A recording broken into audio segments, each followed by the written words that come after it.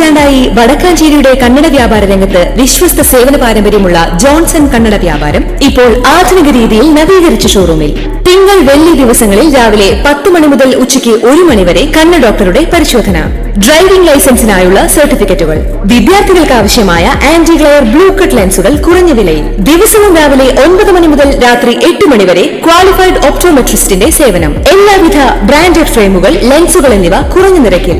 Johnson Kannada വ്യാപാരം, John's tower, divine ആശുപത്രിക്ക് എതിർവശം, Vadakkanchery. Phone 94963474.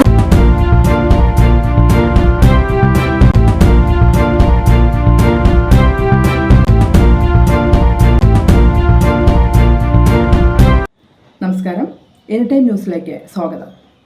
Mullaperiyar വിഷയത്തിൽ സുപ്രീം കോടതിയിൽ പുതിയ ഹർജി.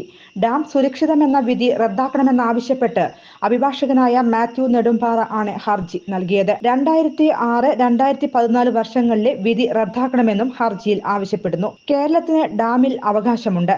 മുൻകാല വിധികൾ നിയമപരമായി തെറ്റെന്നും ഹർജിക്കാരന്റെ വാദം ഉയർത്തുന്നു. വയനാട് ദുരന്തം കണക്കിലെടുക്കണമെന്നും ഹർജിയിൽ ആവശ്യമുണ്ട്. വയനാട് ദുരന്തത്തിന് പിന്നാലെയാണ് മുല്ലപ്പെരിയാറിന്റെ സുരക്ഷ സംബന്ധിച്ച ആശങ്ക ഉയർന്നത്. മുല്ലപ്പെരിയാർ ഡാം ഡീകമ്മീഷൻ ചെയ്യണം എന്നാവശ്യവുമായി താരങ്ങൾ ഉൾപ്പെടെ നിരവധി പേരാണ് രംഗത്ത് എത്തുന്നത്. കഴിഞ്ഞ ദിവസം മുല്ലപ്പെരിയാർ അണക്കെട്ടിൽ തമിഴ്നാട് പൊതുമരാമത്ത് വകുപ്പ് ചീഫ് എഞ്ചിനീയറുടെ നേതൃത്വത്തിലുള്ള സംഘം പരിശോധന നടത്തിയിരുന്നു.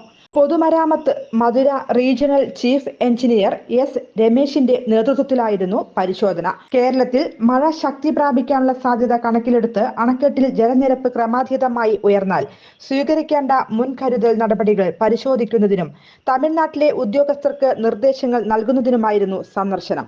News desk any time news. കൂടുതൽ വാർത്തകൾക്ക് ഞങ്ങളുടെ ചാനൽ സബ്സ്ക്രൈബ് ചെയ്യുക, ഫേസ്ബുക്ക് ഫോളോ ചെയ്യുക. വാർത്തകൾ വേഗത്തിലറിയാൻ എനി ടൈം ന്യൂസ്.